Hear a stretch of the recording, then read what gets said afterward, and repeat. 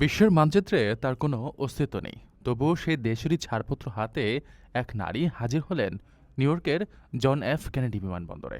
তরঞ্জা নামের এই রহস্যময় দেশটি কোথা থেকে এলো, সম্প্রতি এমনই এক অবিশ্বাস্য ভিডিও ঘিরে ইন্টারনেট বিশ্বে রীতিমতো তোলপাড় শুরু হয়েছে।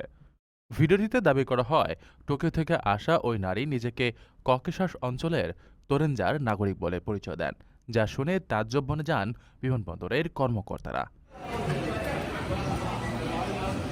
ভিডিওটি দ্রুত ছড়িয়ে পড়ার সাথে সাথে এর বিশ্বাসযোগ্যতা আরও বাড়িয়ে দেয় ছাড়পত্রটির আধুনিক সব বৈশিষ্ট্য। এতে শুধু বায়োমেট্রিক চিপই নয়, ছিল উন্নত মানের ত্রিমাত্রিক প্রতিচ্ছবিও। এটি দেখে সামাজিক মাধ্যমে অনেকেই ঘটনাটিকে সত্যি বলে ধরে নেন। তবে এই উত্তেজনার পারদ নামিয়ে দিয়েছে বাস্তবতার অনুসন্ধান।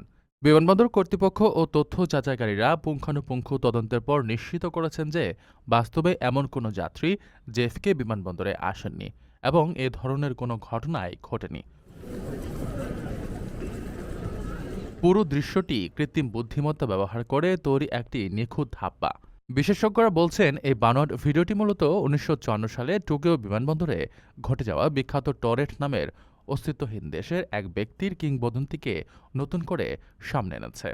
একই সাথে এই ঘটনাটি একটি বড় বিপদসংকেত দিচ্ছে। কৃত্রিম বুদ্ধিমত্তা প্রযুক্তি ব্যবহার করে তৈরি করা ভুয়া তথ্য এখন কত দ্রুত এবং সহজে সাধারণ মানুষকে বিভ্রান্ত করতে পারে, যা ভবিষ্যতের জন্য এক বড় হুমকি। ৫ লাখ টাকায় প্রবাসীর সিটির মালিকানা শেয়ার, ৫ বছরেই দ্বিগুণ মুনাফা। আপনার স্বপ্নকে সম্পদে পরিণত করতে আজই কল করুন।